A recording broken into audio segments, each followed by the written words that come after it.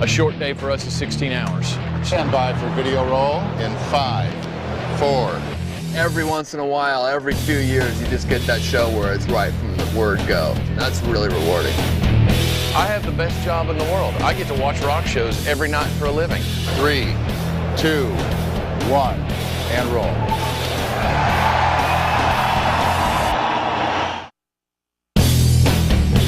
The legendary Canadian rock band Rush has enjoyed an impressive record-breaking career that has spanned 3 decades and produced over 30 albums.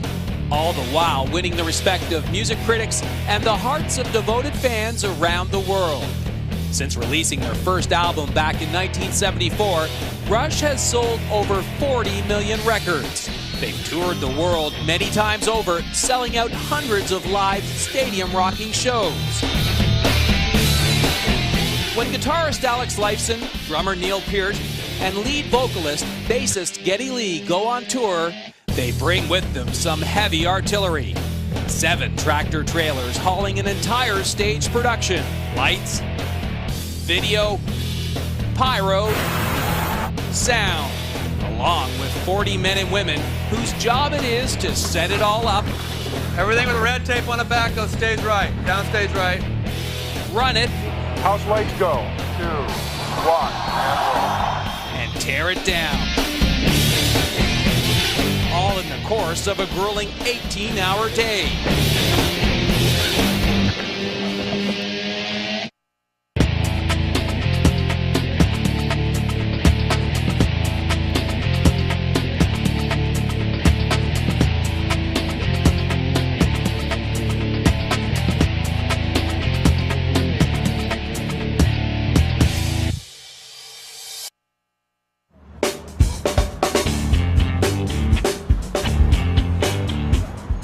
Life on the road with a rock band can be both exhausting and exciting, especially during a 4-month, 48-concert run like the Rush North American Snakes and Arrows Tour. What most concertgoers don't know is that the performance they hear in their seats is very different from what the band hears on the stage. During a live Rush concert, this critical role is the responsibility of stage monitor engineer Brent Carpenter. Meanwhile, the other vital sound element of this traveling rock show is the responsibility of concert sound engineer Brad Maddox.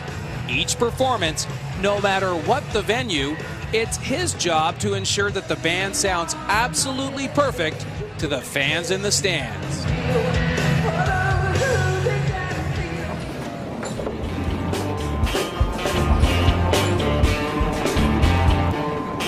We are at the Air Canada Centre here in Toronto, and it is 5:30 in the morning. That's a lie, it's 10 to 10. We come in around 9 o'clock, 8:30 for breakfast, 9 o'clock we start working. I am the front of house sound engineer. My first job in the morning, along with the rest of the sound crew, is to place the rigging that comes in, talk about where we're going to hang the PA. Usually there's a little bit of discussion about how that fits in with the room and the rest of the production, lights and so forth. They're getting ready to hang that right now. And then we just sort of wait until that happens. In the meantime, speakers will roll in here and we'll get it all ready to go. I'll get this out of your way. During the course of the day, my job has, like a lot of people out here on a rock tour, a lot of different job duties during the day. So you can't really say you have one duty. Once the gear's in the building, I set up the stage right PA stacks and amplifiers, plug them in, get them wired up, get electricity to them, get drive signal to them. Then we stand around and wait for points like this. In order to raise the lighting grid, video screens, and sound system for each concert, 56 motorized lifting chains must be hung from the ceiling above. At each venue, it's head rigger John Fletcher's job to map out on the floor the placement of those chains, based on the stage dimensions and the lighting grid design. John marks the hanging points with chalk, while a team of riggers working high above the arena floor secure a series of lifting chains to the steel girders located in the building's roof. Riggers then drop the chains to the points below, and the heavy lifting begins. basically our beam spread, if you flip up real quick, you got 11-foot center. So you got a beam at center, the next beam is 11 feet off center. So now I'm making a bridle, a triangle, so my point hits on the floor where I want it.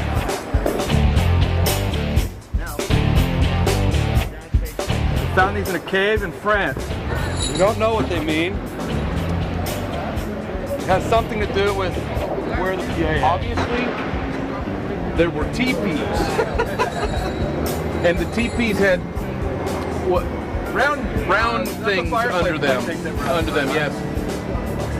And they haven't been able to decipher exactly what it was. They think it was some form of monetary conversion. Yeah, you lost it. Sorry. Well, all the gear's in the building. I have my 4th cup of coffee. That's always good. The points, the motor's going up in the air is a little slow, but we're ready as soon as we get our motors, we're ready to pick everything up. So it's pretty average for an arena show. Well, this is a part of the day where we sit around waiting for points. It's pretty much a daily thing. If you'd been here a minute ago, I would also have had a donut. Look at these guys. Aren't they beautiful? Hi, Mom! Are you guys working today? Oh, is that on?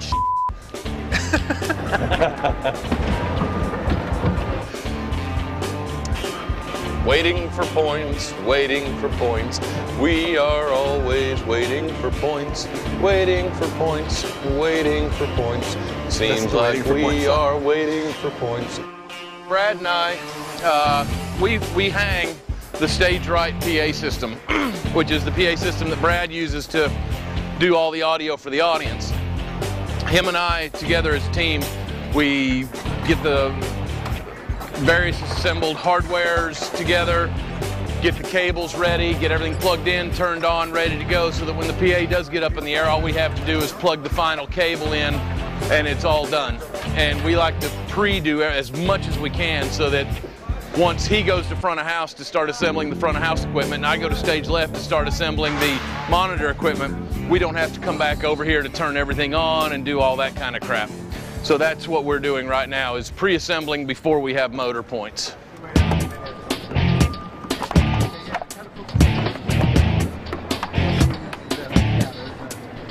Okay, going up.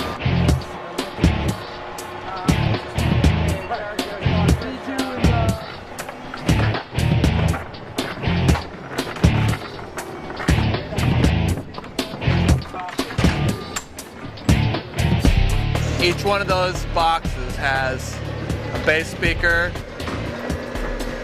I think 4 mid-range speakers, and 3 high-end horn drivers, and then also a row of what they call super tweeters, 10 or 11 of those in each one. And the idea is any one of those on its own doesn't amount to much in a place like this, but the way they line up in the box, that goes together in one long line. So all of the tweeters are in a line from the top to the bottom, and all of the bass speakers are in a line from the top to the bottom, which helps make it sound more the same everywhere you go, as opposed to a bass speaker here and a high-end speaker here, another bass speaker here. It's all in one column. I'd hazard a guess that we probably have about 80,000 watts of power. It's plenty. How many watts does each one of those crowns do? Each of the crowns? 4,000? About 6. 6,000. 6,000. Okay, so there's 1, 2, 3, 4, 5, 6, 7 amp racks under there. Yeah. 14. Oh, the crowns. Times 12,000. QSC. The QSC is about 6. The crowns will do 3,000. Yeah, So I'm right. 42,000. Yeah. So it's right. It's more like 80,000 a side. 80,000 a side. So 160,000 watts. Listen, we don't use it all. We leave a lot of it in the box. So the amps are about twice as powerful as what we really put out of the cabinets. So, but if it's 160,000 watts, holy Christ, it's huge. No wonder it's so deafening. Each of these weighs 485 pounds.